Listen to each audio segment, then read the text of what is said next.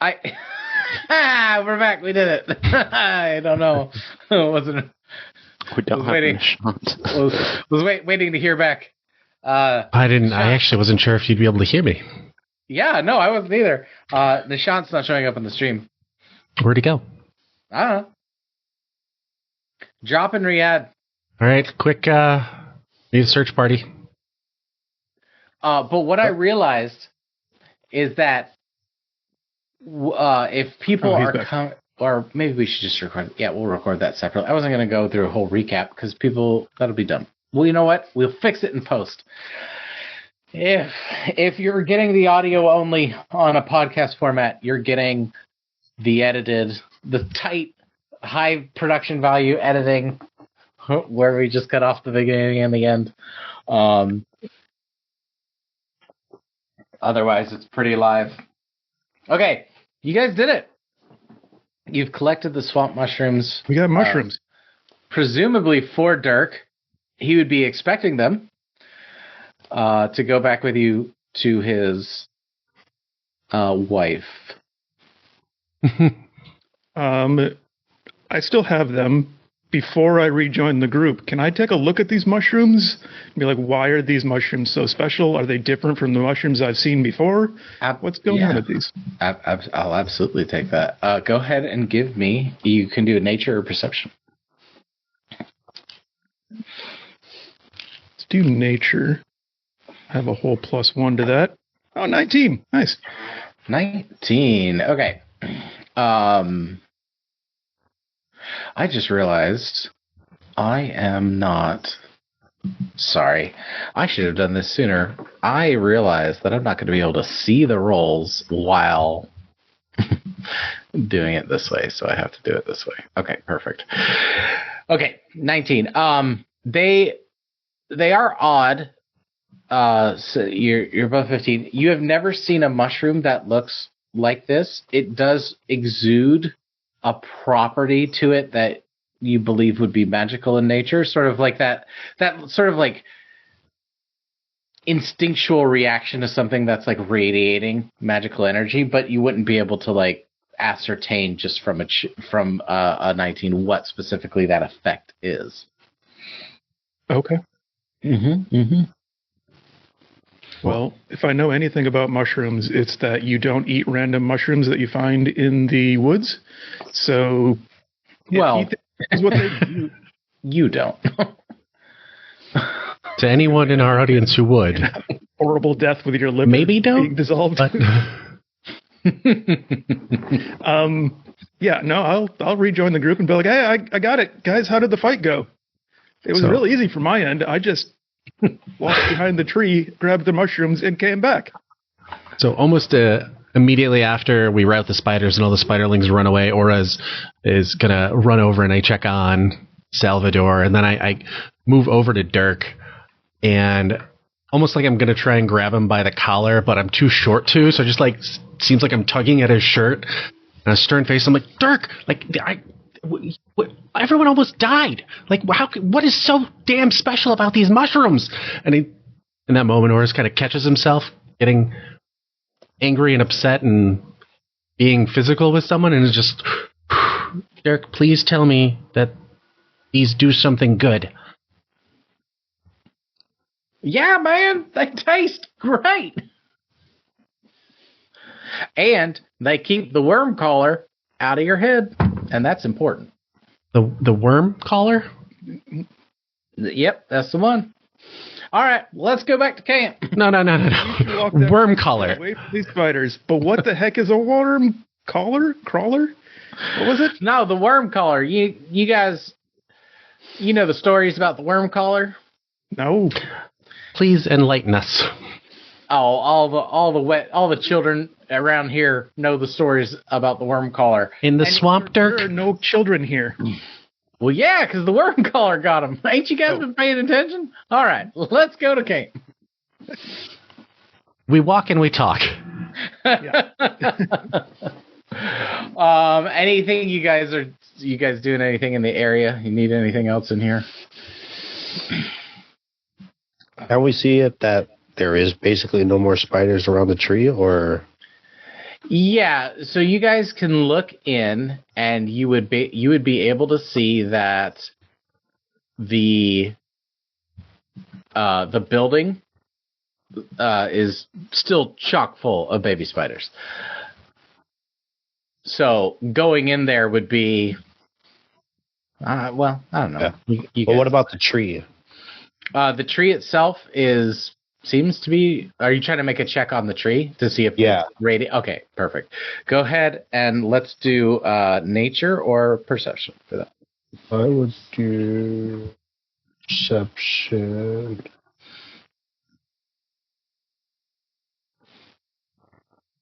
Is this basically for everyone checking out the tree? If anybody wants to check on it, for sure. Perception. Perception. You can do perception or nature. You can't do both. You can do perception or nature. Can I do a what's my divine sense around the tree? I don't think I did one the day before. Yeah, divine sense. The tree, nothing would ping on a divine sense. Cool. Other than the entire tree, no. Yeah, it's not giving off divinity at all. We got 19. We got 17. Yeah, it's clearly when you guys were walking up to it, and Dirk referred to it as the dead oak tree. As you guys get closer to it, since you're above 15, you can tell that dead is a little bit not 100% accurate. It's dying. It's on its way out, but there is like a thread of life left in it.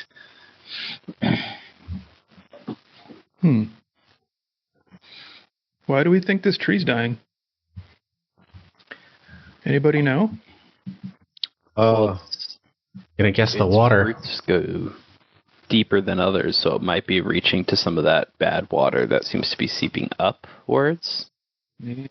Could be.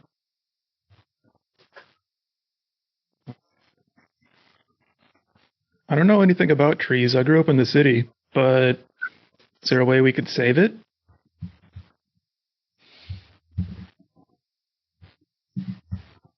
I think maybe there's resources at the school that might be able to help tell us. Yeah, maybe we can find a druid or something. Yeah. Dracula also mentioned that if we burn down the tree, the mushrooms won't grow anymore. So does the tree have anything to do with the mushrooms? Investigate that. Were the mushrooms growing out of the tree or the ground? The ground. But they're within the like confines of the roots. Yeah. Yeah. Mm-hmm. Yeah, so with your checks, like there's clearly a connection. There's something else here. But I don't know if just trying to logic it out of the situation. But that's a good observation. From Elwyn is that if the tree's gone, the mushrooms don't grow, and the tree's not dead. So is it like what's happening, right? Definitely, something's going on for sure. Dirk just wants the mushrooms to so the can't get in his brain, Pam. Right. Any do we have any recollection of a Wyrmcaller? No. I'll take a history check. Checking. 16. Yeah. It's got it's like one of those like ancient sort of sounding names where it's like there was a period in history where people had like these kind of like title kind of things of like, like Vlad the Impaler or like Alexander the Great or like any of these like. Who are they? So it's like exactly. So it's like one of those like names of like, it could be from, if it's from anywhere, it's from that time, like history, but from that, it's from history. Heard of it? In history. To clarify though, it is Wyrmcaller, not Wyrmcaller. Like a wormling, like wormling, yeah, like with a Y. WORM. Oh, with a Y. Oh, Wyrmcaller. But he say it all weird. I was kind of trying to see if there was any spiders. That way I can see if there's any loot from others they possibly have eaten. Yeah, so the loot would be in the building. Oh, okay. Yeah. Yeah, we ain't doing that. Well, you can clear it if you want, but it would be very, very difficult. Yeah, that seems like a bad idea. I'm looking at the group and just doing a quick once over to make sure everyone's doing okay and not dying anymore. Yeah, I'll put it this way: it's the kind of thing when I see it in a video game where I'm like, I'm gonna try it, and then I just like, It's walking into it. This is a bad idea. Well, as far as I'm concerned, we've done the job. We should clear out and go turn in the job. Yeah, I think so. 100% agree. Yeah. Let's get out of this I agree. wet forest. All right, yeah, and you guys actually haven't taken up that much of the day at all. So when you get back to the camp, he is going to basically. So he'll stop you when you guys get back to camp and just refer to he's got to make his potion before heading back into town. Because his intent, as he tells you, is like, yeah, no, I'll go back with you guys so that you get your credit or anything. But I got two things that we gotta follow. One is I ain't staying, and two, I cannot go to that school of yours. What's wrong with the school? Oh, if you think the Wyrmcaller's bad trying to get in your head, you try going to that school. See what happens. What happens? You go and you see, and you'll find out. That is how they get you. I've been going there for a long time now. I can tell. But so you're saying I'm in danger? Not if you wanna be one of them. One of who? Look, if you know, you know. But we don't know. If you don't know, you don't know, right? You've been institutionalized. There's no hope for you. These ones. Let me ask you this: where did the spell slots go? What's a spell slot? What do you mean? Where do they go? All I know is I get tired after casting stuff. Yes. So he's like, spell slots. The entire mechanic. Wait, are we in a simulation? No. So you go. You know that fancy contraption they got in that school where you can like test all your stuff out and you can fight each other and nobody gets hurt because you emerge all fine? Yeah. Spectrum. Where does the magic go? I don't know. Where does magic go outside of that thing? It goes back to the weave. All right. We're open-minded students. Well, I can explain it to you, but I can't understand it for you. Burn. Let's go. And he's gonna start walking towards town. I just look at the guys and I'm like, or the guys and gals, and I'm like, I have no idea what he's even talking about. I feel like half the things that he says are made up and the other half aren't, and I can't tell the difference. Bum, bum, bum. Does the K stand for Carrick? Like, wait, what about the Wyrmcaller? Caller? What? You were going to explain and then you didn't explain. Who's the worm? So it's like, no, ain't no problem now because we got the swamp mushrooms, and he calls them swamp mushrooms, but it's called the wet forest. I really haven't reconciled that problem in my head. It's a weird quirk of the biome that swamp mushrooms grow in a wet forest, but wet forest mushrooms grow in a swamp. That is confusing. The scientists were very confused at the time. Anyway, but yeah, so he'll make a concoction of this brew and down it, and then be like, now I can head into town. And yeah, he'll go in there. So yeah, you guys are walking in there, and you were asking him who the Wyrmcaller is. Catelyn asked Dirk about the Wyrmcaller, right? Mm-hmm. And so he's saying, long time ago, back when people had these weird sorts of titles, like the Wyrmcaller or the Mage Hand, that was the guy who invented the spell, the Mage Hand. Oh. John Like Mage Hand. This is his last name. Magiand, but that's a different language, so they in common it looks like Mage Hand, so that's where anyway. What's that in Latin? Anima magic, anima mano, anima mano, anima. But what is hand? I don't remember. Anyway, so yeah, what had happened was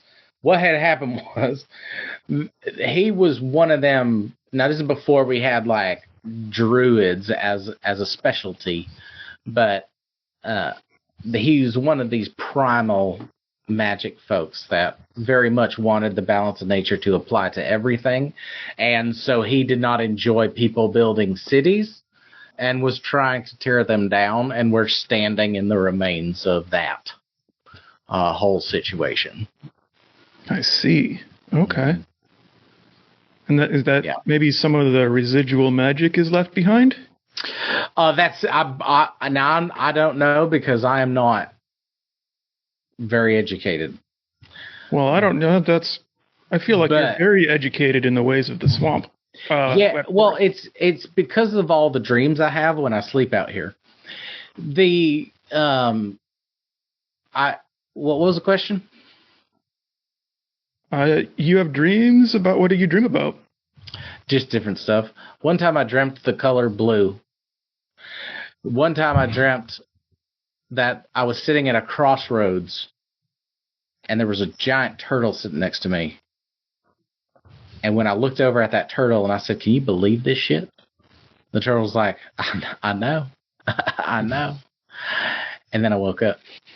And when I woke up, all my quilt and my blanket had reversed itself, as if somebody had flipped it upside down and laid it directly on top of me, and then tucked me in ever so gently. Where did the blankets come from? That's my question, right? Because we don't know. Maybe it was the turtle. They could have been the turtle. That's the question. This is this question I asked. I ain't never seen a turtle in the wet forest, but could be. Wasn't Bill maybe? No, I hadn't met Bill yet, I don't think, at that point. But like I said, time is funny. Time is funny. Well, let's get y'all back to my wife, so I can use you as a human shield for her wrath. Should I cast Sanctuary on you before we go in? Oh, if you could, that'd be so good. That'd be so great. It might piss her off, so watch yourself, but... You're on your own.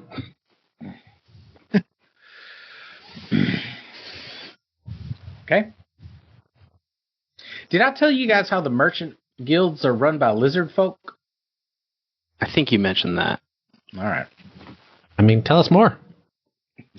No, they're nice people, but they are creating these giant companies and then creating subsidiaries and branding them as different companies and having them fight for brand awareness, and nobody is saying anything.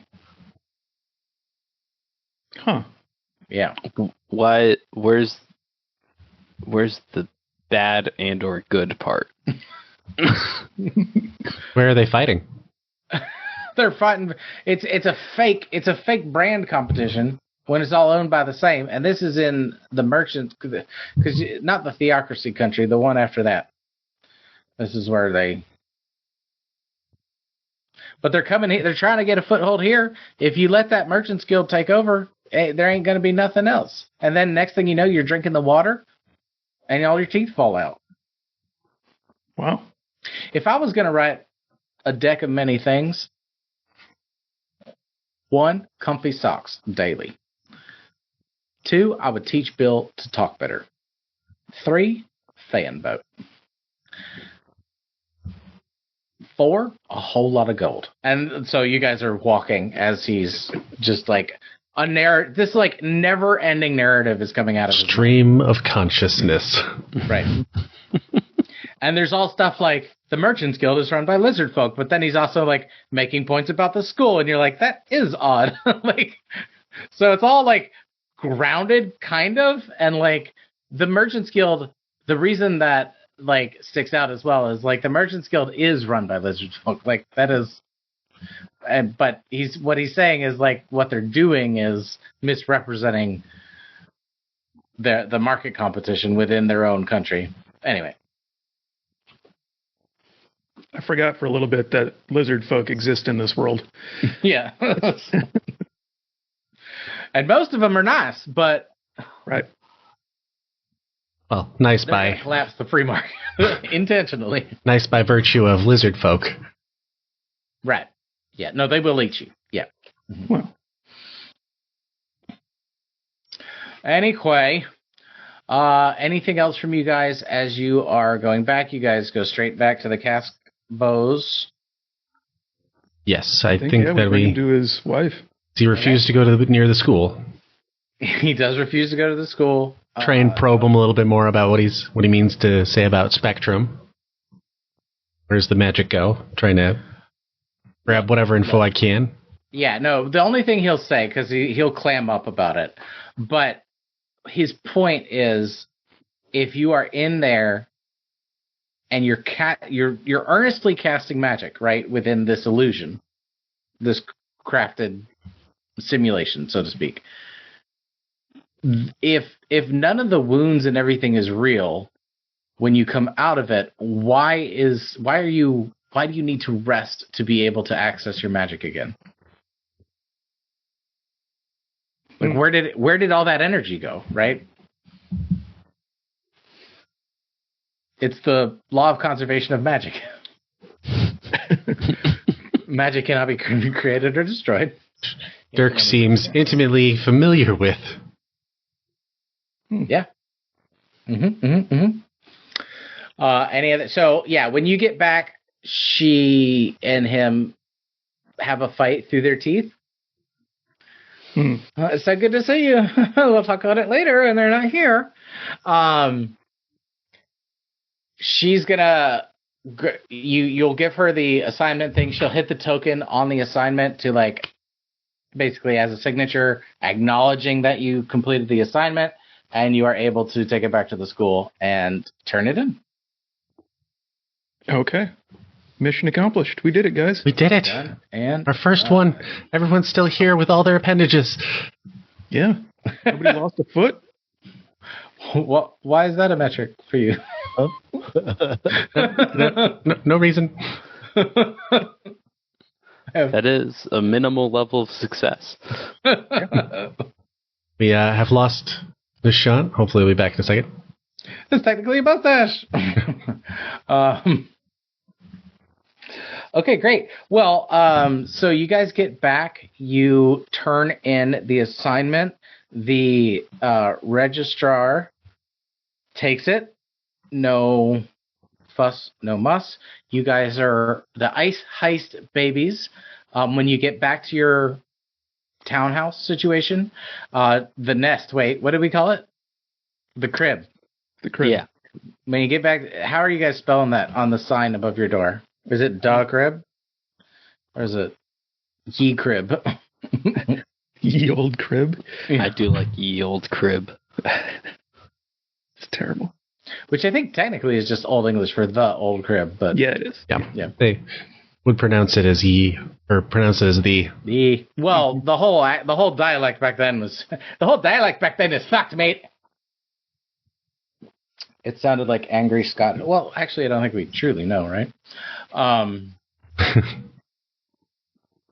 Okay, so you guys get back to your crib, and you see that the academic probation indicator is taken off. So the lettering of your adventuring party's name is no longer in red, It is now lit up in nice soft gold on like a banner floating above the door. And you can go in, rest, drop all your stuff off, clean up, everything like that. So, the only other question is, when you were turning in your assignment, sorry, I did forget to mention this, did you guys turn in the prismatic cog, or are you trying to hide that? Oh, right. So I would be completely open and honest with the group that we have to give a full report of our adventuring with all items collected along the way for review. The weapons and gear will probably be allowed to keep, but odds are they're going to want the cog. Who decides that? The Vice Dean? I mean, it's part of the regulations on adventuring parties. But what if we wanted to keep it? I mean, and then if we get caught, we get kicked out. Oh. Well, all right. Yeah. It's like, well, that's a lot of money. So it's an education. Do we also mention the weird not dying or almost a death toast tree and all that stuff about mushrooms? And very, very toxic water or evil water there? Yes, so all that we're going to put into our full report of everything that we found on the way, including our interactions with Dirk and the things he said, and where we go from here, we can kind of You have to write down everything he said? Not everything. Yay. I mean, that's why it's best to tune him out when you're walking back. I asked too many questions, and now I regret it. And then he said a bunch of other stuff. Can we just summarize it as he had the mushroom madness on the way back and just said nothing of relevance? Mushroom madness. All right. Oh, good. I mean, what may end up happening is there could be another thing on the board that investigates some of the things that he said and went over.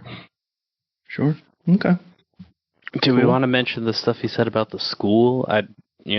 Dirk's a weird guy, but I don't want him to get in trouble with like the school or them to be mad at him or anything. I mean, what's the school going to do? I mean, they run the city, so pretty much anything they want. He said naively. They're going to make him Dirk with the C. Not with a C. I mean, they could do any sort of thing to him. They could hurt him, or make him forget, or I don't think we should put that part in. I don't think it's particularly relevant to the journey, anyways. No, we're leaving out a lot of the things that he said because they're obviously wrong. Any mushrooms? No, right. I did not keep any mushrooms. No, I think Dirk took them.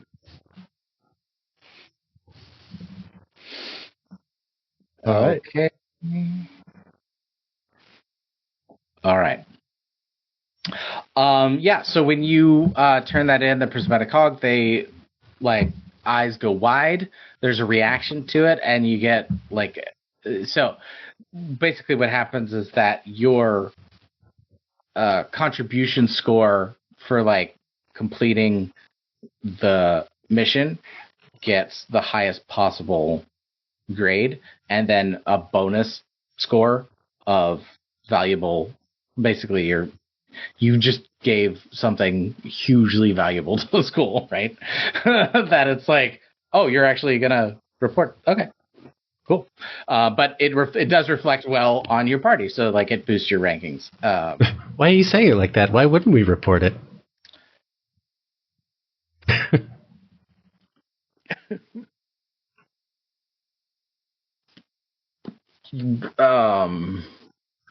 You could do I don't know. I don't know why you wouldn't report it. Great. So anything else? Great. Done. Good. Okay. So you guys are done with that. Okay. You get back to your crib and you are free for the time being. What would your characters get up to, and or do you have any business you'd like to attend to? When do we have class? We have classes, right? Yes. So you do have classes. You technically can. I am not going to say we're going to sit here and roleplay the whole classes. You can kind of skip over them, but you have classes for your class, which is the sort of meta view is how to be a paladin, and then you also have classes where it's adventuring party class, which those are the assignments. So it's not really class in that sense. It's like that's your skill and the only way to progress through the school. So all of the other classes and sports and extracurriculars are there to help you either learn new skills, change spells, sorts of things. But yes, you have your paladin classes, your school. There's a school team that competes with other schools. they compete. You'll power word win. There's Power Word Win. Yep. Student government is an option. You have Monster Ecology Club, Magic Item Enthusiast Guild, Tactical Combat Society, bunch of stuff you can do. There is that pool or lake with a Eldritch Horror deep in it. The Eldritch Horror that respects the sign-in sheet. Right. Yes. We should go sign up for that.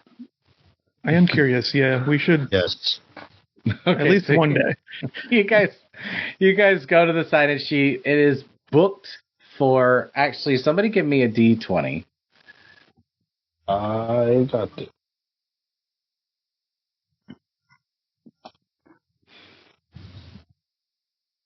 $17.50. Okay, so you're able to get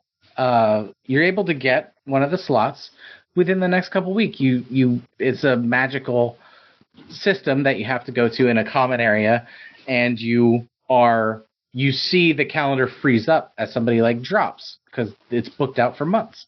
But luck would have it, a spot opens up and you're able to grab it. Nice. So you've booked the gazebo that is floating in the lake. Nice. Mm-hmm. Okay. And that'll be in a day or two. Nice. All right. Do we still have our contact the centaur guy? Moo? Moo. Yeah, Moo. Yeah, your student advisor. Yeah, you'd be able to track him down and ask him questions if you had any questions. Yeah, I think mostly just like to meet with him for lunch or something and just kind of tell him about how our first mission went, and kind of see what his thoughts are. Who would go with you to do that? If it's at lunch, I think Ketlin would go. Okay. Yeah, I think I would probably go too for food. Okay. Yep. Everyone going then?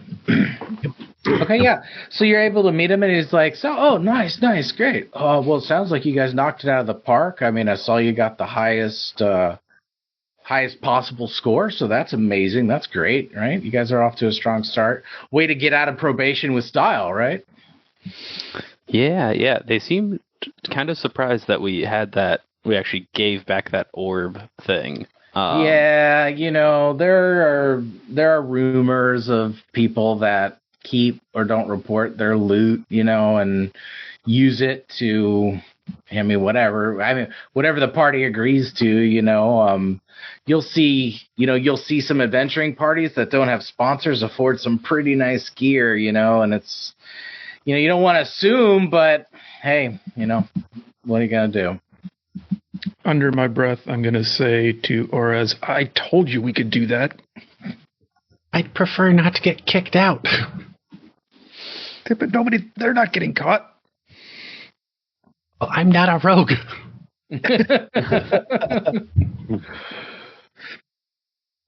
He rolled low. He can't hear you guys. Okay. Yeah. Can we see the leaderboard from where we're at all? You can see the leaderboard, absolutely. Can we see who made it? It has not changed, and you are not in the top 10. But, yeah. Just to remind you guys, you have number 1, the Backbreakers. Number 2, we are number 2. House Oakenshield, the Bee Holders, Treasure Seekers, Oops All Paladins, Family Scry, Water Warriors, the Cantrips, and the Honey Runers as the top 10. Nice. You can see exactly where I ran out of ideas. Sorry, I'm going to go ahead and ran out of good ideas. That's true. I didn't stop typing because I was like, I need at least 10. Don't ask who's in position 11.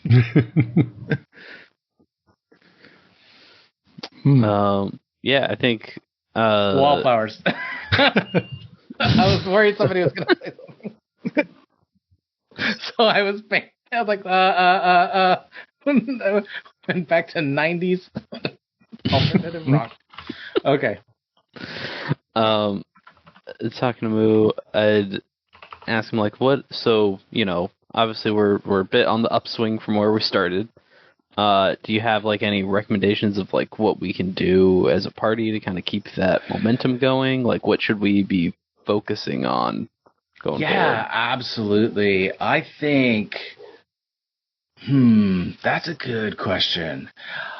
I would say that initially you kind of want to get party cohesion down, right?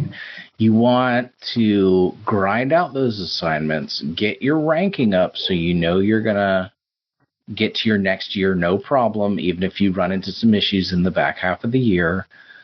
And then at that point, you'll know, like, if you made a decision here or a decision there, and you're like, I kind of wish I had this skill or that skill, or I need to learn this spell. That's when you go to your class. That's when you use that ancillary knowledge or those kinds of things.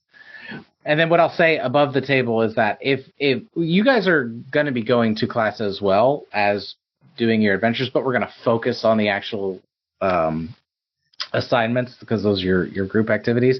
But if you are trying to do something and improve something or get an ability or a plus or, just whatever, you can use that downtime and we'll just do a check or a roll to see what those results are to improve your characters as, further than just what's on the paper. Because the enemies are going to scale as well. And correct me if I'm wrong, but we had talked about the traditional first year going into the future. I mean, it changes up the more experience you get at the academy, but you'll tend to spend the first part of the week working through classes, and then after that's when you go into your adventuring assignments. Yeah, absolutely. You want to use, that's just something that people have gravitated to do. You're not required to do it that way.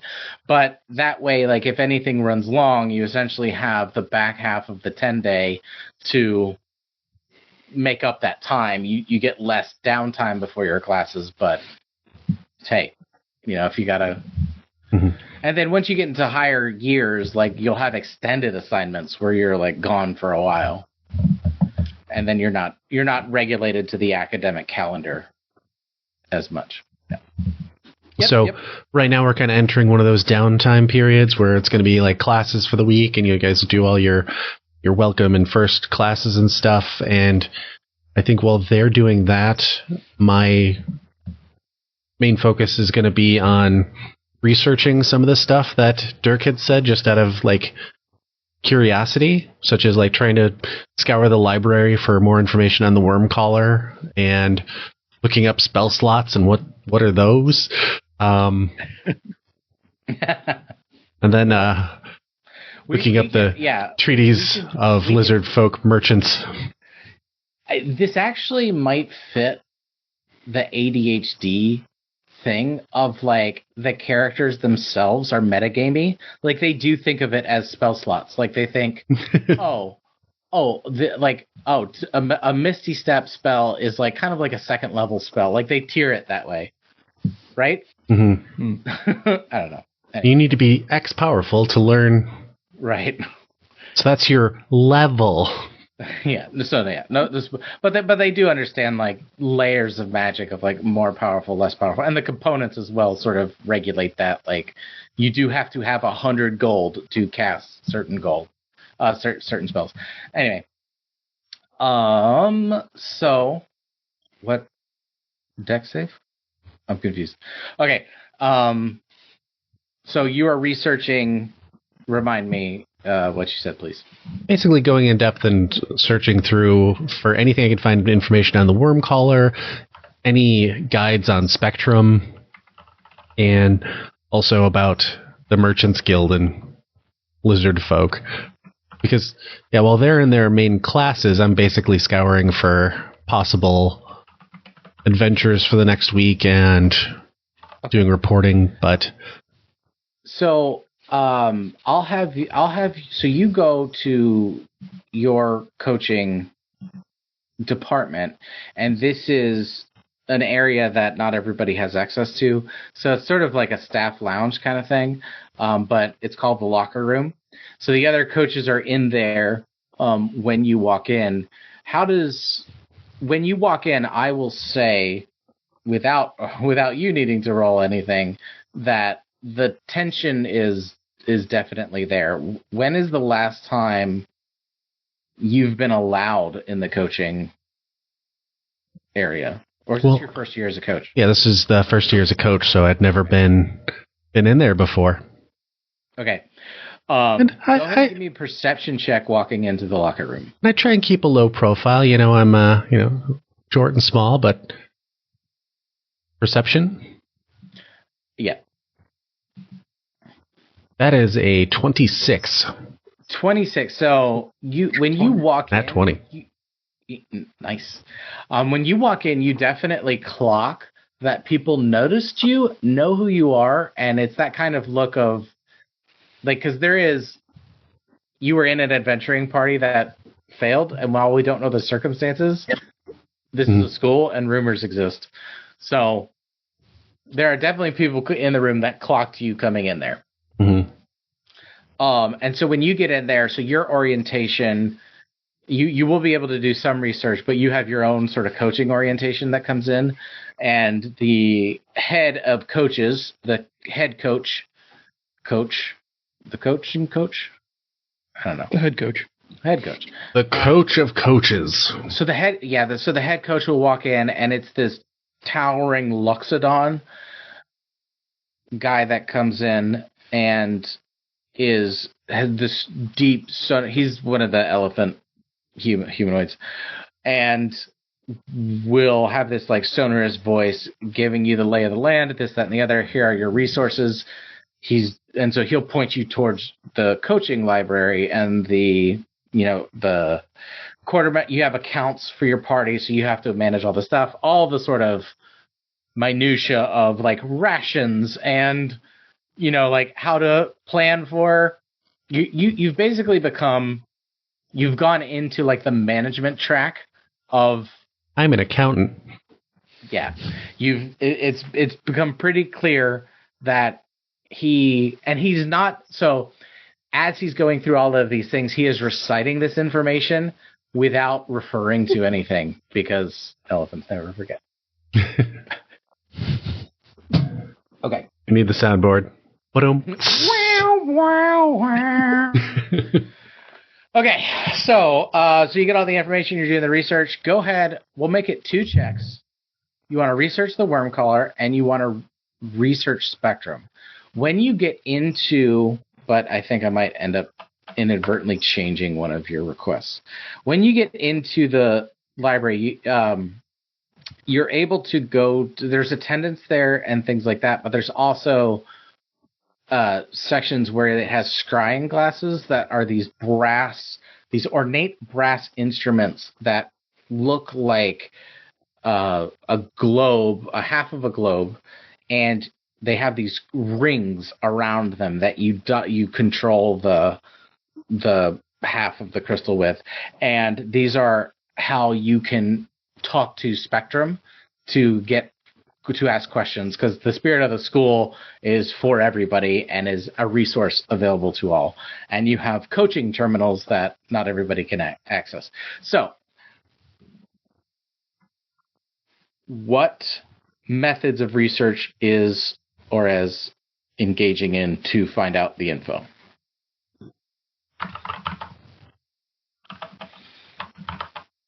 So I think for the Wyrmcaller bit, the first part would be reviewing, like going through and looking through the library and just like scouring through books to find, because it, as it was explained, was like a historical tale. So it expects to be able to find something on that front. As far as the other items, such as like the Merchants Guild, not sure yet, but he would probably ask Spectrum specifically about the prismatic cog. Okay, so you go to the terminal. Oh, well, what order do you want to resolve this in? I'll let you decide. Let's start with the Wyrmcaller. Okay, so going through the library, I will let you do. You can do Arcana or History. We're gonna go History. Okay. That's a 17. 17. So we're both 15. History. Okay. What you are able to find.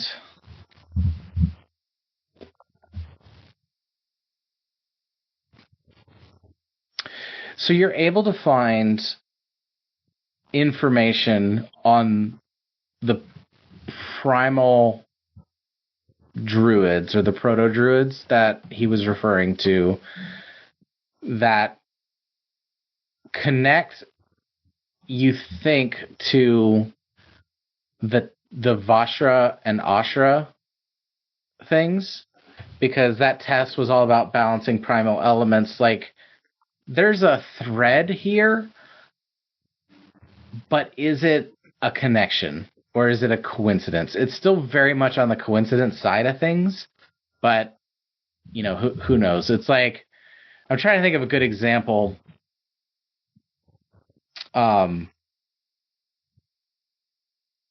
Sort of like how, like, two fields of calculus were designed at the same time. Like, it could have been, there could be a connection, but not a relation, if that makes sense. And like how all societies developed swords, alcohol, and fried dough. You know, something to that effect. Yeah, exactly. It's not nothing. But you don't see the name Wyrmcaller, but you do find connections to like Vashra, Ashra, and I'll say in this research you will also have a little bit of like an easier time figuring out anything related to this kind of historical people, because now you've encountered stuff from them a couple times now, so they're becoming like a little bit easier to recognize. Yep. Okay. That's Wyrmcaller, and then you're researching Spectrum, like what you're investigating Spectrum, or what are you doing? Well, I want to, speak to Spectrum about the prismatic cog, but I also want to do some research on the history of Spectrum, just any other details I can find, since after being at the school for as long, I don't actually know much about it. It's kind of like a thing that you don't question, and didn't even have the thought to question until Dirk had asked to question it. Yeah, absolutely. So you go to one of the terminals, and it powers up instantly, and Spectrum appears within the globe, and they go, greetings, Orez. How may I assist you today? I need to talk to you about a few things we encountered on our last adventure, but I think the first is we found a prismatic cog, and I recognize it as a prismatic cog, and that it's worth a lot, and it's very important, and very important to report it back to the school. But I don't know much else about it. What can you tell me about him? Affirmative. A prismatic cog is an item of value to the school. Certain items of value fall within the Class C schedule of loot tables. You are able to turn those in for advancement points for your party's ranking. Yeah, but what does it do? A prismatic cog is an item of value and falls in the Class C school of loot. You are able to turn these in for a higher distinguished ranking for your party, which will be Thank you, Spectrum. You're welcome. What kind of machine would a prismatic cog go in? The prismatic cog would go in the machine of the loot table C, as the school has found as one of our valuable items. You are able to turn these in for... Okay. Oh, thank you. Thank you. You're welcome. Spectrum. What's a spell slot? What happens to magic inside the tests when we're casting and knowledge is forbidden. I'm sorry, could you please repeat your question? Just quick check. Was that from Spectrum, or was the Luxodon whispering in my ear? Her mouth didn't move, but you heard it. What can you tell me about the lizard folks and merchants? Like, just try and quickly change the subject. Obviously spooked. Like, yes, the Merchant Council rules the country found easternmost of this continent. And then she'll list a bunch of information about them, notable families within the guild, when they rose to prominence, the Council of Merchants, just like the historical entry. Yeah.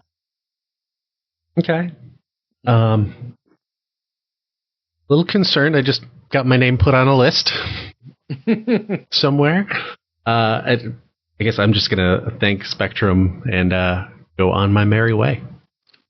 You're welcome, Orez. Please, if you have any further questions, don't hesitate to ask. Thinking to myself, yeah, I'm going to hesitate, but just thank you and exits. All right.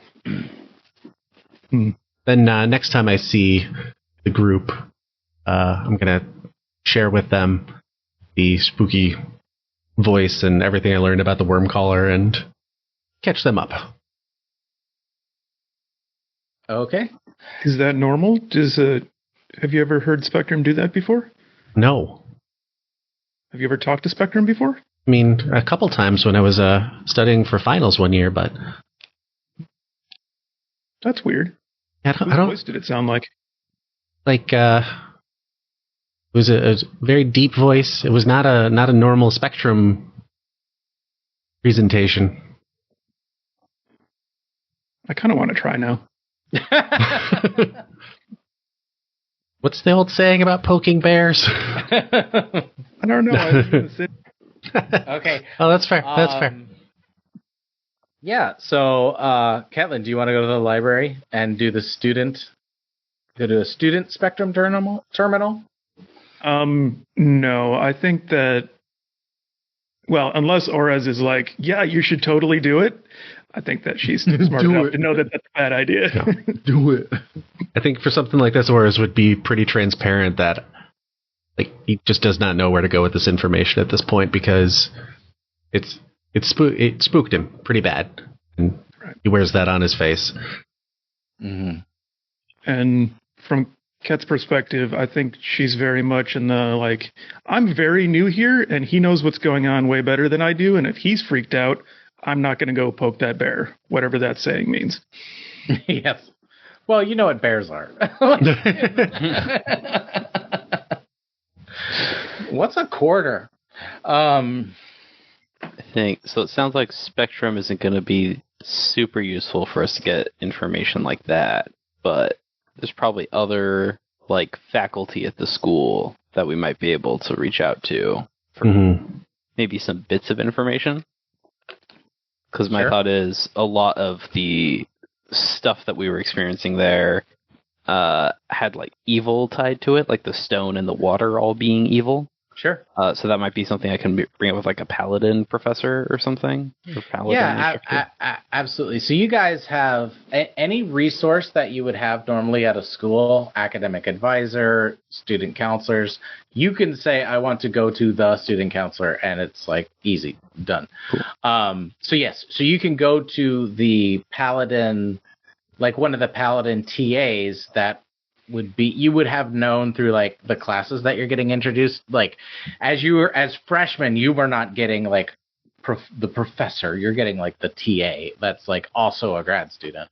But you're able to ask them, I have paladin questions, or I have blah, blah, blah. So totally fine to do that. Mm-hmm. Yeah.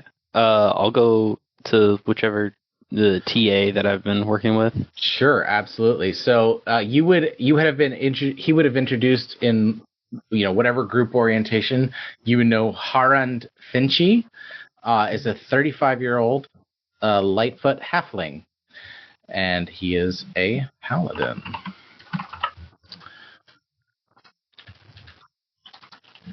In TA.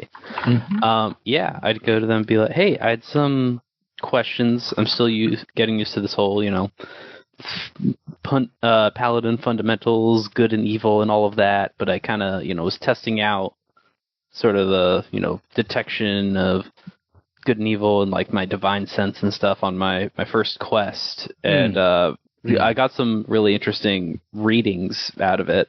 And I kind of wanted to, but it didn't really give me much specific insight, but had some questions, and I tell them about the stone and this like poisonous water at the wet forest, and how it seemed to like radiate evil from like the rock and the water itself. Like what kind of things create that source of evil? Well, you had mentioned that these were ruins that you were casting about with this divine sense, correct? So I would say if it wasn't a strong or eminent evil, then we would update our maps as a presence of note, as just so anybody that is utilizing our cartography services as a school, or if any adventuring parties are going out there, they're aware that it's something to be cognizant of. But without eminent evil or anything evil manifesting or attacking or a divine vision, I don't see us going out there to cleanse it or exercise the area. But we will keep a note, and I guess sorry, I got sidetracked there. To answer your question, what could cause it is if the city was taken over by a cult or an evil deity, or if the method of ruin itself was evil or hellish in nature, it would have residual evil smell. It always feels like a smell to me. I don't know. Yeah, it's you feel it in the nose. Evil kind of eggy exists. Yeah, it's like kind of at the back of the nasal cavity. Yeah, that weird. Hits me hard. Yeah. Mm-hmm. But good is a bit more of like a sound, which is weird, right? Me too. Yes, it's like a pleasant ringing. It's like, yeah, it's almost like a little whistle sometimes, like a breeze, a little cool breeze. Gotcha. Okay, so probably we'd heard some legends that there was some evil force that had done some destruction. So it's probably remnants of the act of destruction, and that's what has sort of seeped into the stone and water. Act of destruction, or if a god's champion fell in the area, it takes a long time to get the smoke out of that smoke scent out of your clothes, so to speak. Mm-hmm. But I guess the fact that it was specifically in the stone and the water, and specifically the like poisonous water, not the regular water of the forest. Then the temple was dedicated to an evil. I mean, granted, without being there and knowing for sure, you got to take it with a grain of salt. But I'm 95% sure that the temple was dedicated to an evil. It was an evil city. The town was bad, and it fell. Good riddance, and hopefully the ruins will be cleansed soon. But if they had enough rituals completed there to create a divine font, then it would poison the water for many, many years afterward. Okay. Yeah. Gotcha. Okay, thank you. That's very helpful. Yeah. Oh, my door's always open. I forgot your name. I do apologize. Oh, Sal. Sal. You call me Sal. I don't Sal. I'll remember. Okay. Yeah. So that is. Anything else in your little bit of downtime?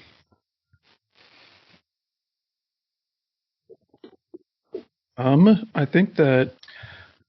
Oh, I'm sorry. Sal's downtime. Oh, sorry. Oh, during my downtime? Not much else. Just collecting any handouts and papers from classes about oaths, and I've just been studying them. I don't have any folders, so all the edges of the paper are already crinkled. Okay, for your initial classes, give me a religion check. Okay. Oh, I can click the button.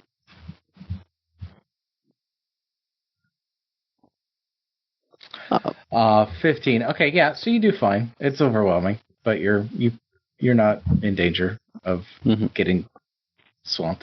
But you are, adult learning is hard. And Am I in classes with the Whoops All Paladin team? Give me a D. I mean, they would. No, you don't have to roll. They'd be in there. Sure. Okay. Yeah, they're freshmen as well. You see them. They're clear. They sit together. They don't talk.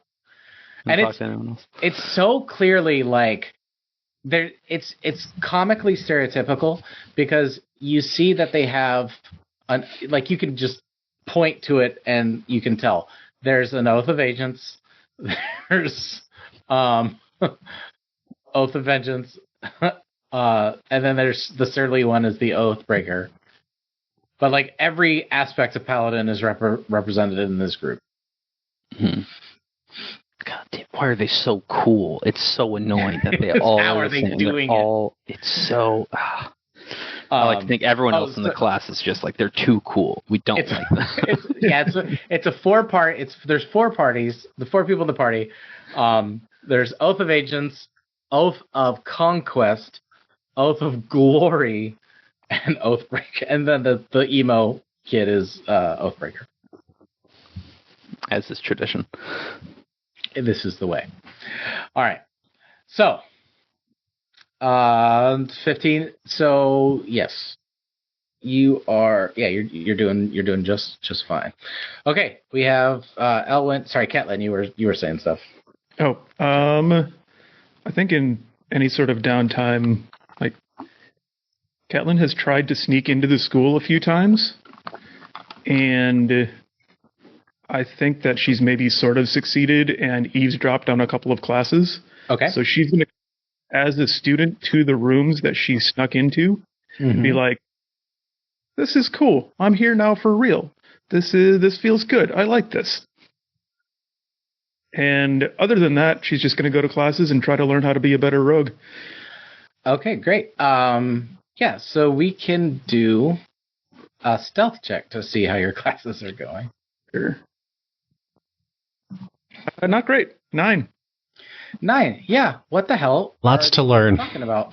Yeah. I am behind. Well, that's why you're here.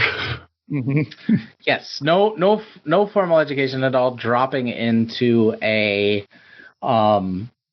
college setting has pros and cons. Also, what I'll say is that you have a little bit of a disadvantage because you are an elf, and for whatever reason, in this world, there is sort of a bias towards elves being these intelligent, effervescent beings because they live so long, and they do tend to end up knowing a lot. So, that's they kind of life. They kind of assume that I know that I know things and I don't know them. Right. So when you're asking a question, they will they kind of explain it almost as if like you're testing them. And so it's kind of like a little bit isolating in that way. But in one of your classes, as you are leaving, you will see a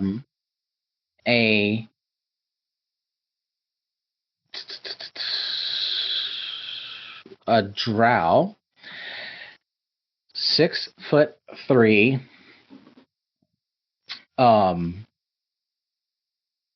gentleman, kind of stand in your way as you're leaving class one day and stop you and look you up and down and say, you're Ketlin, right? Yes. Oh, Who are you? go ahead and give me a Have I seen this person before? history. Okay. You have not. Okay. Give me a history check with 17. disadvantage. Oh, disadvantage. 8. Yes. Okay.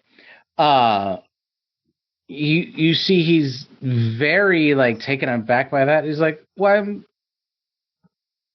terribly hurt. I'm so well, I guess it's my fault for assuming. I apologize. Sorry, I guess it's my fault. I was told that you were told before you left the school to seek me out, and I have not seen you this week, so I thought I would track you down myself, my dear. Oh no, nobody told me to seek out anyone. Well, it's very strange. I shall have to speak to my father. I'm sure he can contact your family and we'll get the entire matter sorted. Oh, maybe it was. I do apologize. What's your name? Maybe I just forgot. It was a give me. It's a dumb thing to say.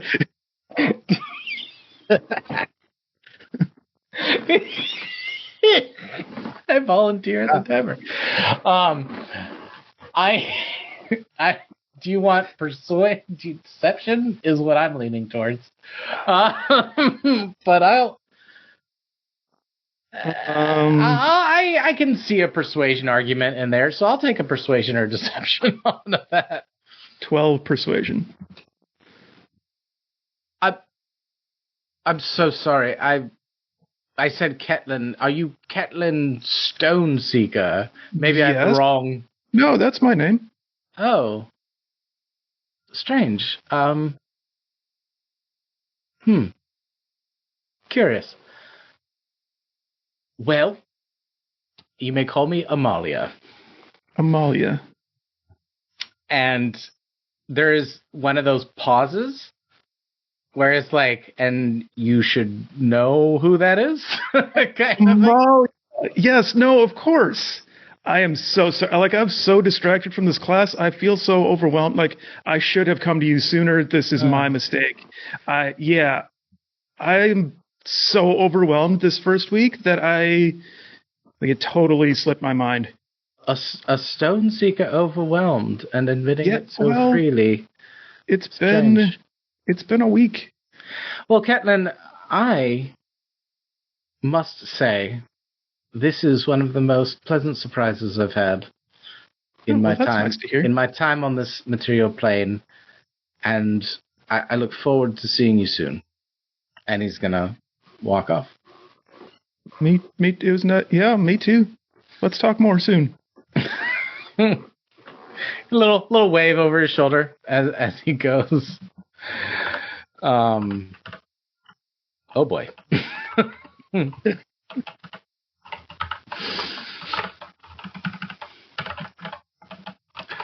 Okay. How much of your downtime would you share with your group? As he walks out, can I try and see where he goes? You want to follow? Yeah, I do. It's a terrible idea, but yep. Okay. I'll take a stealth. 18. 18's good. You're going to go against their perception. So let me... I want to do this. I want to roll in front of the board. So...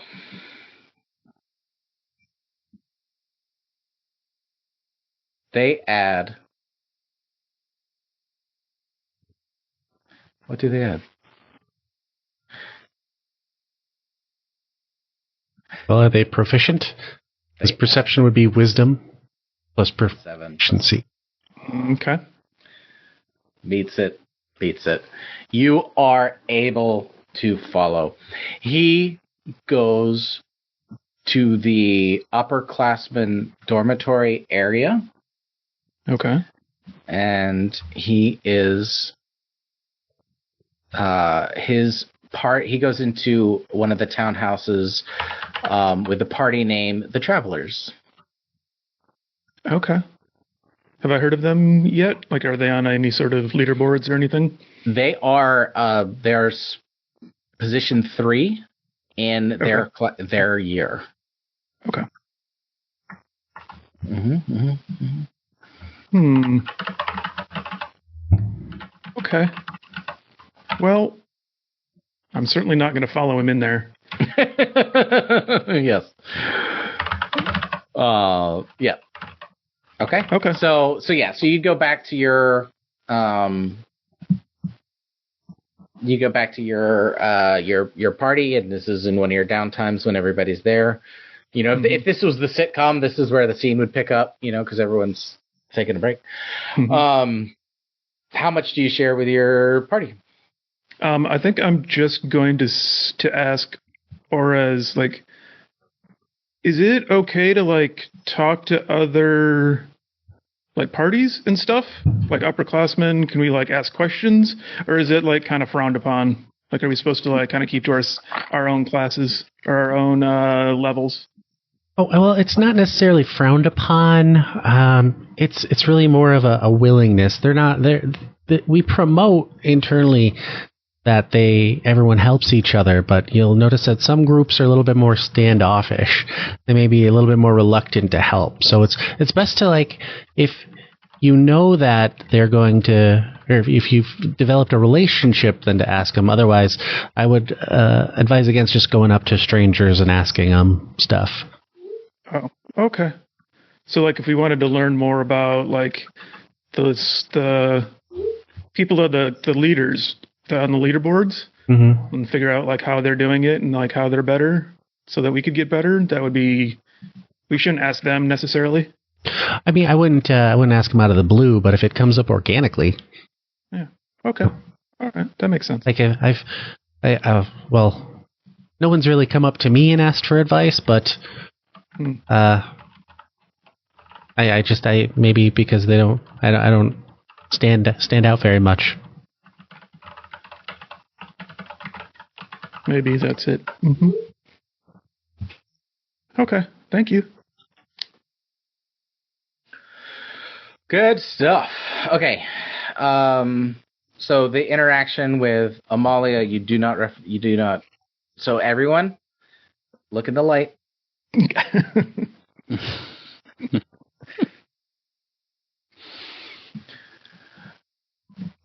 All right. So,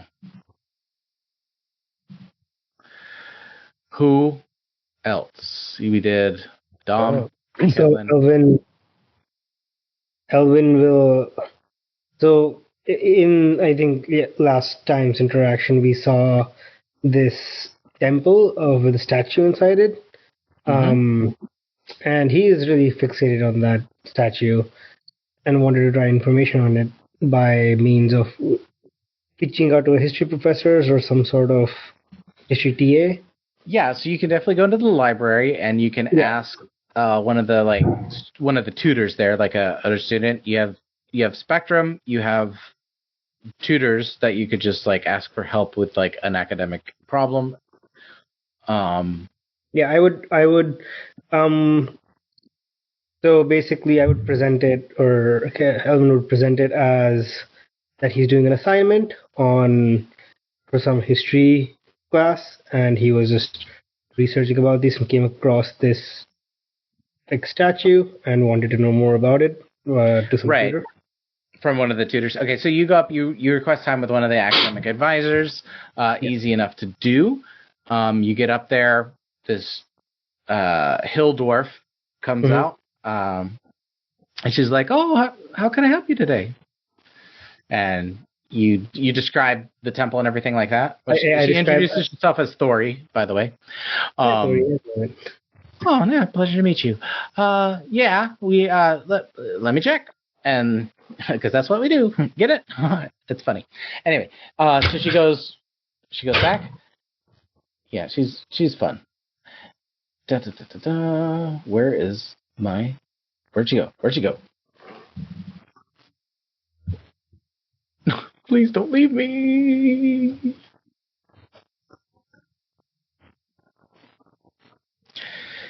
Is that going? History is intelligence, right? Yes. She's -2. Jesus Christ. Yes. All right. But Listen, she might have I special pulled from the bonuses. NPCs. I just pulled from the NPCs. Let me see what she got. Let me. She easily holds grudges. That's not a bonus. Okay. There's no bonus. You get nothing. So And may God have mercy on your soul. So, she comes back and she gives you like a book that's on the founding of the Temple of Tyr, which is not even on this plane. Okay. Mm-hmm. She goes, here. Can you point me to more specific information about the statue? Or like who Yeah, that the god statues are in chapter 9. And she leaves. Thank you. I call after her, and I'm just. You're welcome. Okay, I guess I take the book and leave and realize there's nothing for me at this place. I do read the book. Does the book give me anything useful? Yeah, there's a lot. Like it's like extremely well written and fascinating about the political landscape of the founding of the Temple of Tyr in a dimension that is not this one. Like, you know that the Pantheon is different here. Like, it's... Okay, next time I need to pick up random conversation. I know what to bring out. But book-wise, it's very well written and it's very captivating. And you read the whole thing and you enjoy the read. You got your little tea. You got your little papasan. You're reading fantasy books inside a fantasy world. Yeah. That's what Ellen does. Where's downtime? This is the same party that in a different campaign got stuck somewhere, and their characters created a polyhedral dice game. Anyway, okay. You can take your plot and keep it because we're gonna create. Anyhow, and then my NPC that was with the party was playing one of the characters that was DMing. Anyway, we all suffered a miniature stroke, and we could not continue that campaign. To say it's meta would be an understatement. Yes, would be a meta statement. So anything else? So as you are in the library, you look over, and so Thori leaves completely, right? And you look over, and the student that talked to you on your very, very first day is right next, like in the, like if you guys are all lining up at a desk, like she's one person over, and her person has left as well, and you guys are turning away from the counter in the same way, so you make eye contact. Hi. And she's like, "Oh, hey. So, how you doing? Which party did you join?" Elwin, right? Yeah. How's it going? Doing good. Which party did you end up joining? Landon. Oh, which part? I'm in We're number 2. Oh, we're number 2? Well, that's really up top. Well, what? I got in trouble for that. With whom? My party. Well, I guess trouble. I mean, they're just annoyed a little bit. It's not the end of the world, but I wasn't listening when Spectrum asked us what we wanted to name our party, and I found out our ranking, and I said, we're number 2. And she took that input and just, that's the name now. So. Nice. What you been up to? What you in the library for?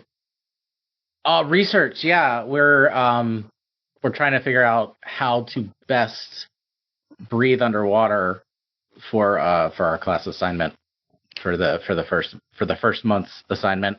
We're trying to do the big class project, the big party assignment for the first. We're trying to make some progress on that before we, just do some of the lesser things. What party did you guys end up in? Did you end up in? You guys, sorry, that's stupid. Ice Heist Babies. Oh, yeah, we had a fun little adventure down in the wet forest, and we just came back. Wouldn't that be a swamp? Well, there's some differences. It's highly technical. We don't need to get into it. Oh, sorry. I guess mentally, I just had always thought that. Yeah, you would think, but apparently not. I also just recently found out. Yeah. Well, hey, thank you for teaching me something new. That's. Give me an insight check, please. Insight. All right. It's highly technical. I rolled twice accidentally, so let's choose the first one, maybe. 20? Okay. Dirty 20?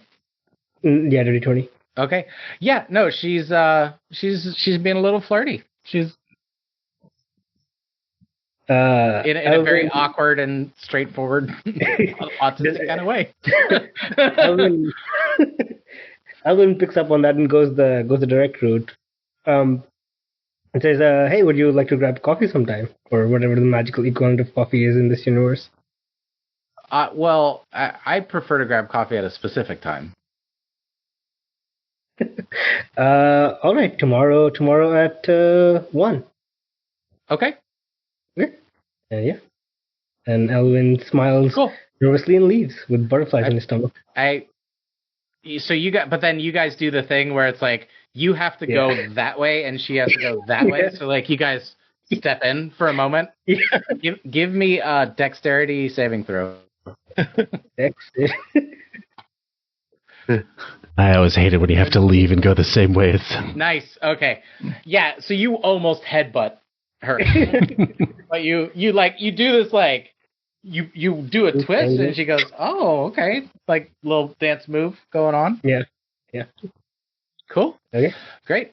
Back at the dorm, I tell everyone exact word-to-word encounter as Elvin is like internally freaking out and is like sort of pleading, please, what do I do now? I've never done this before. This is my first time. Do you call a team meeting? Team meeting about this? House meeting? House meeting, yeah. Like, so forget everything else. This is important. Your homework this chapter is how you say Avengers. Well, wait, I don't want to copyright. Can I say Avengers Assemble? Not Marvel's Avengers. I'm saying like people who avenge. Yeah. If they were ever to gather. Right. Revengers. Nothing to do with the comics. The Revengeing. Mm-hmm. You guys, I want something like Ice Heist Babies, like something, and I don't know what that word is. Ice Heist Baby, stop, collaborate. Ice Heist Babies, collaborate.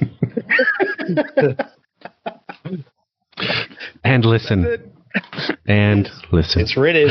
It's.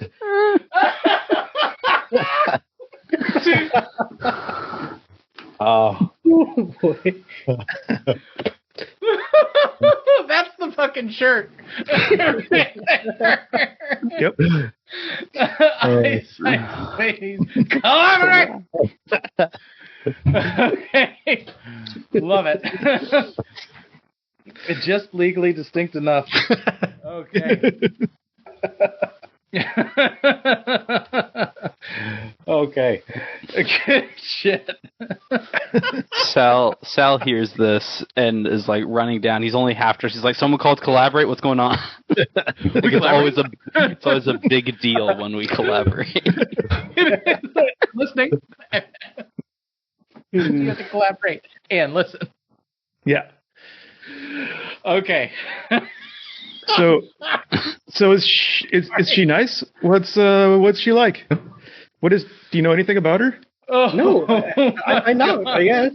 How do I find out? What do I do? What do I say? Well, she's just a person. Just talk to her. Yeah.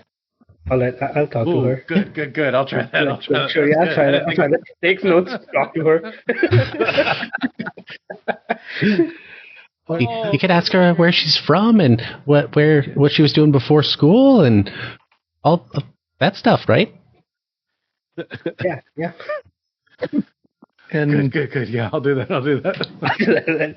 We'll write it down like just frantically long sentences. But yeah, no. So you'd be able to introduce her. we're not going to do the whole scene. Okay, no, that's fine. No, go for it. Okay, keep going. Yeah. Sorry. I will never way of role playing, please. Ellen, is that what you're going to wear? I don't know. I think I have some robes around here somewhere. Maybe. You want to dress nice, but not too nice. Performance. Okay, so you show up, Elwin. Yeah. You're way too early. Yeah. You like no role necessary. I just know you are. Notes in his little piece of paper and notes in his pocket. Yeah, of what to do. Does anyone have sending stones? We can be in his ear the whole time. I assume that the rest of us are all sitting at another table on the opposite side of the coffee shop. Oh yeah. If we have to stealth to do it, Kellen's there. Yeah. Okay, give me stealth.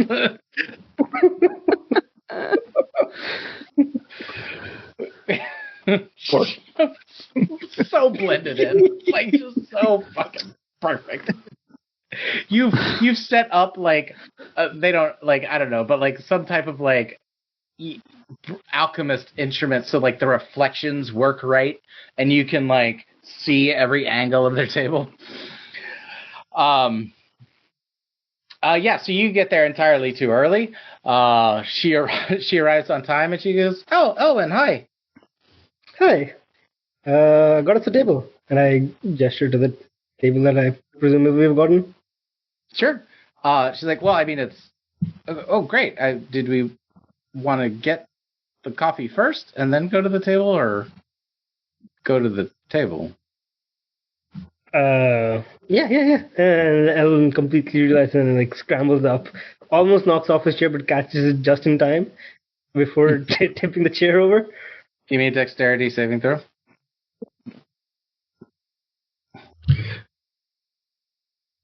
10. Chair's on the ground. We see this happening. I'm like, Ragnar, go pretend to be the waiter.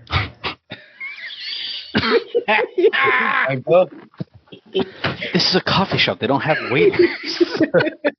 They do. She doesn't know that. Ragnar, roll performance. Oh, man. Before you walk up there, roll performance. Let's see what's going to be. Oh, this is not going to be good. Oh. 13. Okay. What does a 13 look like as you are trying to pretend to be this waiter? I grab a random napkin or something. At a school they both go to.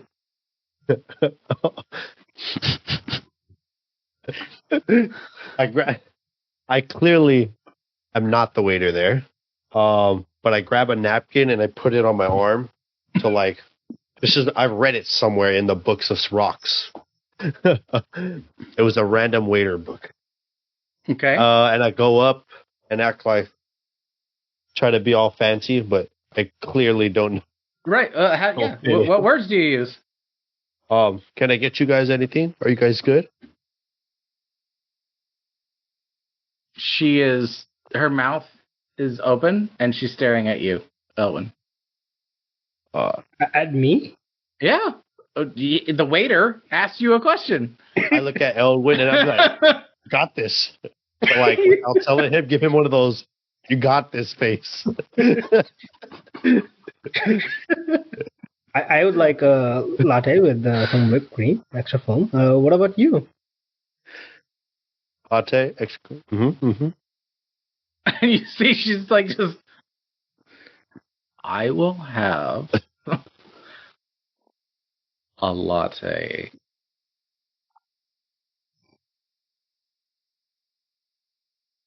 Please. Latte, extra cream. Latte. Okay, got you guys. Who was that? When he leaves, she asks you, who was that? The waiter. Oh. That's what. Okay. Okay. Wait. I actually. Well, should have done it before. I did have a disguise kit in my backpack. That would have been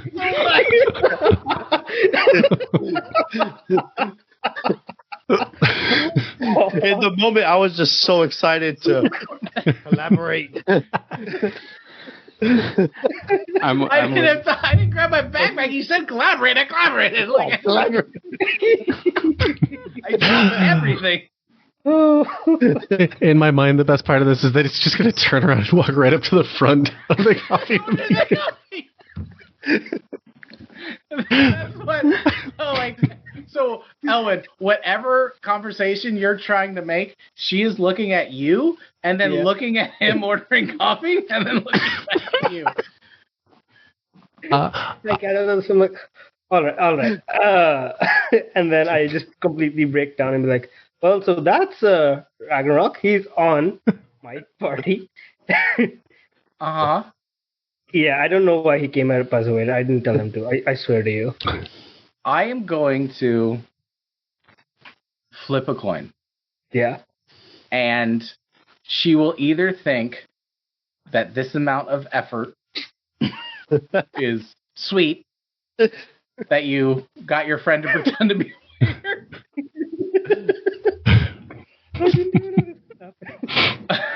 At a school cafe where they both go every day and they know there's no waiter.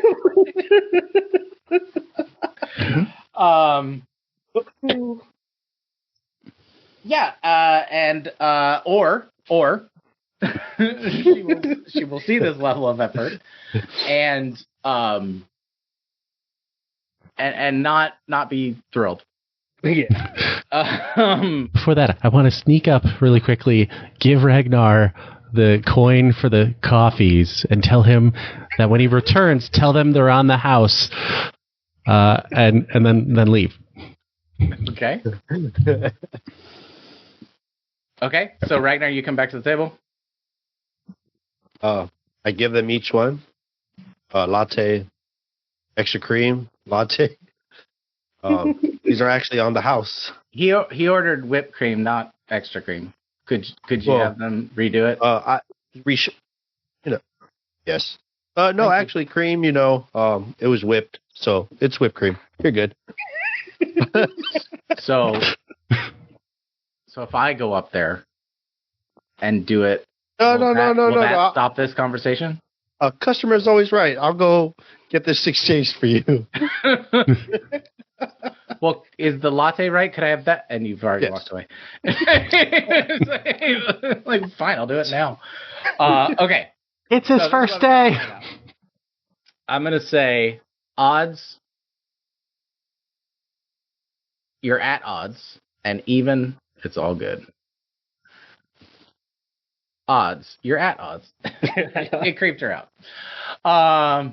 And why wouldn't it? So... Perfectly. She's but she is exceptionally direct. I go to the guys. I'm like, I think it's going great. I don't think so. I think we've made things worse every step of the way. It doesn't look happy about this. No. Yeah. So before she goes, she's like, you seem really nice, but this was very intense, and I'm not a fan of intense. So I'm going to leave now. And she leaves. Yeah, look, Alvin just sits there And it's just like sad. He's not even mad at anyone. He's just like sad. Like, oh, been having bad couple of days. But then, oh, sorry. Oh shit. Sorry, I forgot. So she turns to go and she goes, I can see. So I have a magical ability that's genetic from my family, and I can see the dark streak in you. Which, you know, some people just have it, and they're good people, so I don't judge. But it's something you should address. Oh, wait, what do you mean by that? What do you mean by a dark streak? This foul magic. You like maybe a family curse or something like that. I don't know. Maybe you already know, but if I see it, and if somebody didn't know, and you know, if somebody saw it in me, I would want to know. So I always say it when I see it, and I don't have friends, many friends, because of that, and also the we are number 2 thing, and yeah, I can't. I don't have information on what it is, just that it's there, and you seem nice, even though this was a lot. So, you know, take of that as you will. All right, that makes. All right, yeah. Elvin doesn't tell this to anybody else. He keeps it to himself. Okay.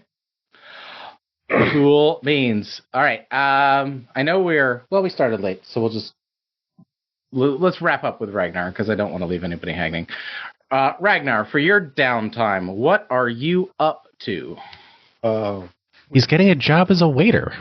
Yeah, I was trying to plan my waiter job without a disguise. Yeah. I'm gonna go to class also. Okay. Not much else I can think of other than missing my granite smashing. So Sure. Okay. So you go to your monk classes, correct? Yeah. What if you could describe a little bit of what Ragnar's objectives are? Like, how did Ragnar become a monk, I guess is my question. So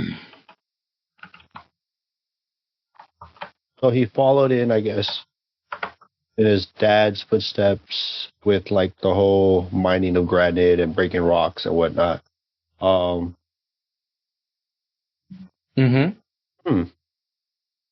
And I guess it was more like a sense of adventure that he had and that curiosity he had while he was searching other areas of the mines and whatnot.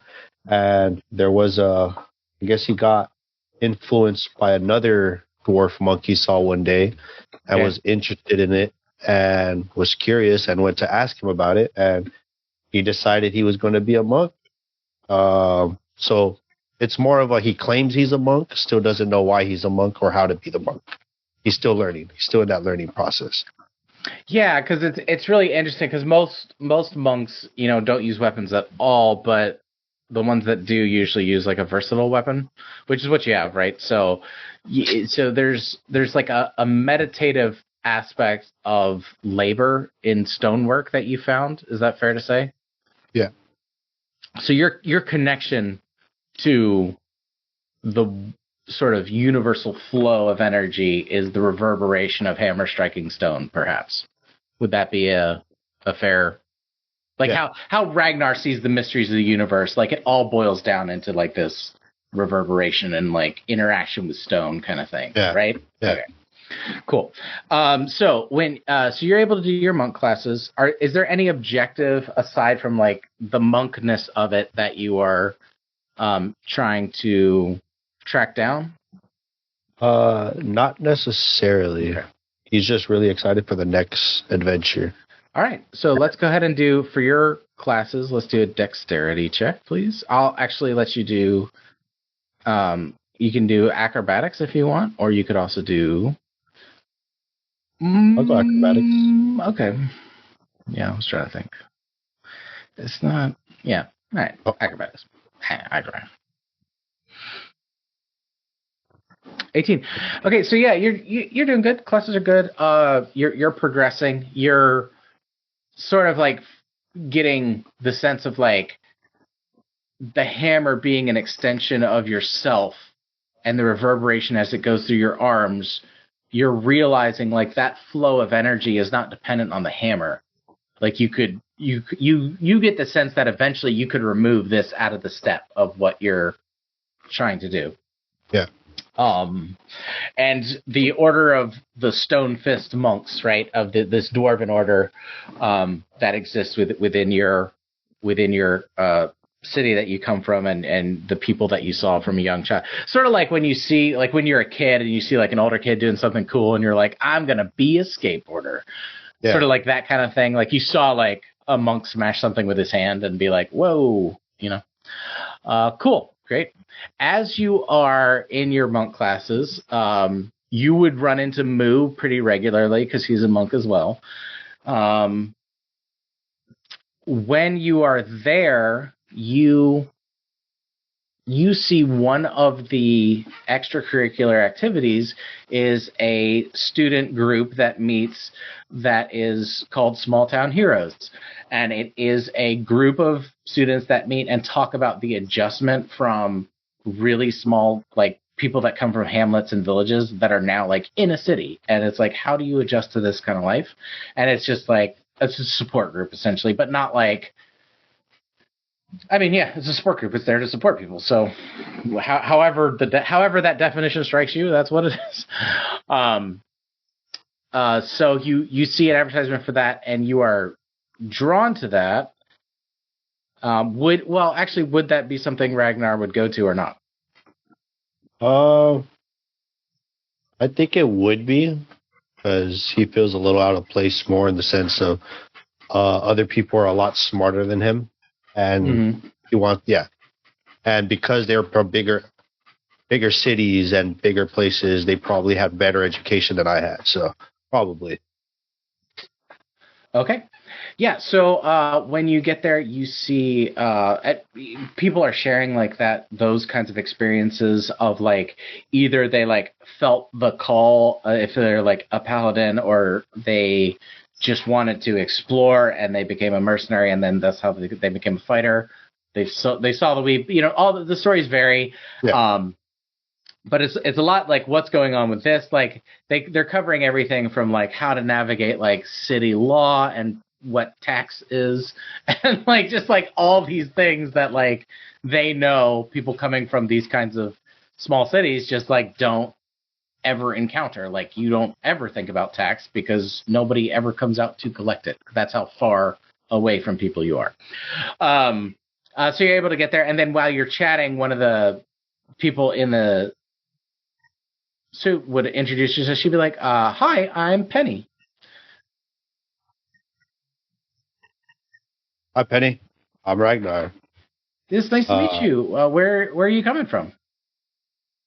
Coming from a granite mine, basically. Small little town, way over yonder. Oh, you? Yeah. I'm actually coming from a suburb of the capital of the theocracy, the neighboring theocracy. Huh. Yeah. I'm in the cleric, so that's why you haven't seen me around. I'm in the cleric track. What brought you to this group? We'll call it my deity, you know, tasked me with bringing their message to the world. Oh. Yeah. And that message is? Well, the long and short of it, so Carlifer is my god, very god of you know, you gotta focus on the here and the now, right? And we're all just animals, and you gotta roll with it. You know, you just gotta roll with it, and that's the whole thing. Do you like to roll with it? I prefer to smash, but yeah. Okay, well, you know, you can smash things that are rolling with it into smaller things that also roll with it. So that could theoretically work. Would you like to come to my church? I mean, I just have to take a second to admire the confidence, which just girl comes up and you're like, yeah, I like to smash.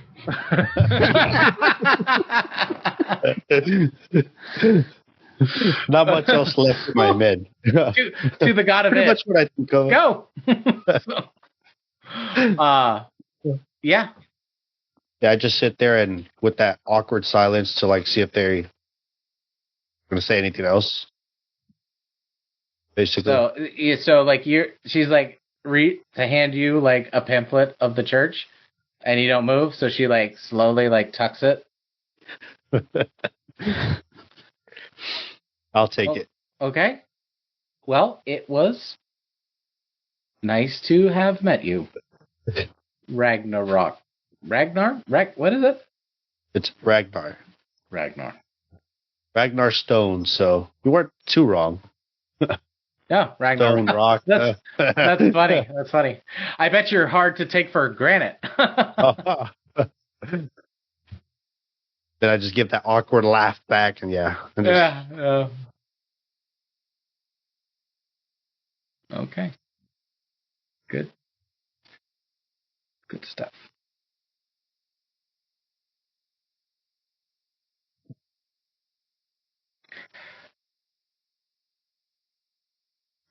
I start talking to someone like this. It goes on for too long. Yeah. All right. There is that. Mysteries abound. People enter the fray. Well, folks, that concludes your first week at the Academy of Dungeon Hunting.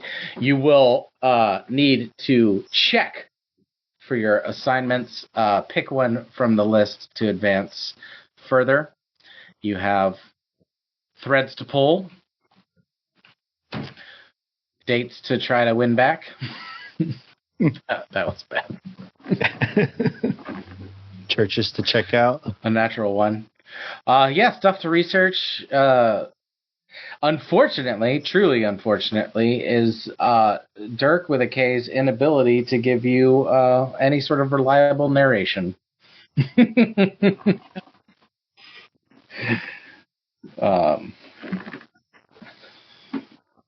But at least we'll be prepared if the currency changes. We do. You will be prepared. So I have 6 people on my screen. Check. Oh, any plugs or announcements? Check out saving throws that are now going live every other week, which are the off weeks of this. So 1 week, the ideal situation, unless there's a holiday, because we're not going to do holidays, because we all have lives and jobs and extracurricular activities, and sleep is important as well. And these Lego sets don't build themselves. Trying to talk myself out of buying the D&D dragon set. Mm-hmm. Set you back $350 right there. But I think we all know it's more of a space thing, honestly. Yeah. It's going to start having to rotate things out. Yeah, a friend of mine does that where his Lego collection, like, he'll actually, like, disassemble it. Mm-hmm. That's its own sort of thing. And then he's, like, rebuilding it is that much harder because all of the pieces are all in one. So you have to... Yeah. But he also has the trays where you, like, organize the pieces and everything. I need one of those. Anyway, I just do it raw, just straight on the floor. Although, I'm getting too old for that. I have 6... So yeah, saving throws every other week. I say so much. Saving throws every other week. Actual plays on these weeks. We're not doing holidays. Just know that an episode isn't going to come out. What else? Anything else? We'll try and have updates for recordings going out on Discord, and this episode, this chapter shall be up. Yeah. Probably first thing tomorrow on YouTube for the first half for people to check out. Releasing the audio component as a podcast has been a little bit more tricky than we thought. So we're figuring that out, but that's soon. Mm-hmm. Our first... now we have to design a T-shirt. So... Collaborate. Hey... Collaborate. Submit your designs, and then if any of our listeners submit a design that we want to use, we will negotiate, or just steal it. We will give you credit on the air, and that is the credit you will receive. That is the credit you will receive. Great. So I have 6 windows in front of me, and one of the dice that I have in front of me is also a D6. So, in order from the DM screen is number 1. Top left, I got Mr. Orez himself. So that you're number 2. Michael is 3. Deshant is 4. Kevin is 5. And Dom is 6. I'm about to roll this D6. Whoever it lands on, you're responsible for the outro. You understand that by doing this, you're creating 6 separate timelines, right? Yeah. One of them is going to be good. One will be the darkest. I am. Do you know what? This is what pisses me off about parallel multiverse, all that bullshit. One is it's completely academic. We have no way of proving it ever, so it's like useless, right? And then secondly is that if there are an infinite number of possibilities, then no matter what you do, you just go to the one where it worked. Right? Maybe. Or if we just mess this all up, I'll just go to a copy of this one. Because if there's an infinite number, then there's an infinite number of copies, of exact copies. Because you made like one decision different, but everything else reconverged and you've been living parallel. Mm-hmm. I think the other struggle with it is I think that a couple different media have addressed type things where, like, how far or close, how do you navigate a multiverse that of infinite possibility with any sort of accuracy to know where you're going and where you're coming from?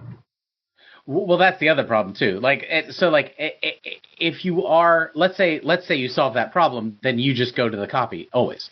And if you don't solve that problem, then you have, well, I guess the odds would be even, but there would be an equal number of universes where everything went out of existence. So like you would go into a universe where nothing existed, and then you would die instantly.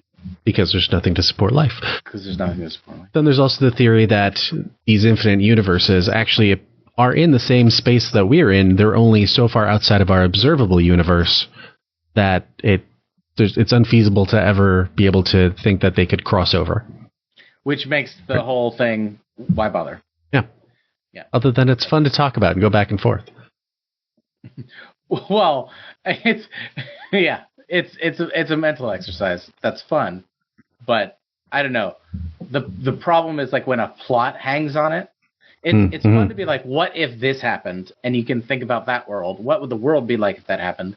But like as an actual like plot, there's no stakes, because if it's infinite, I guess if you set the boundaries of like it's not infinite and we're running out, then just go to the anyway, it's not important. So I have D6. You ready? Sure. Does anyone else have an anxiety attack right now? Yeah. It's dumb. It's not a 6. All right.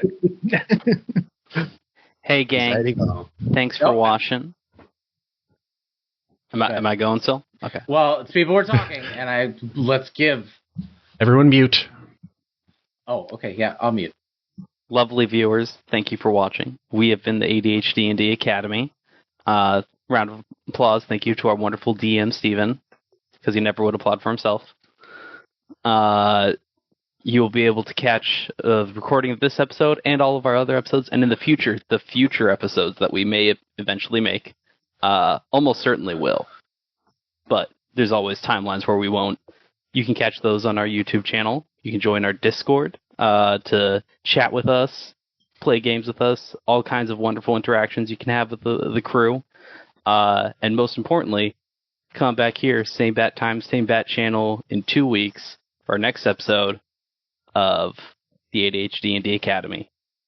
Send it.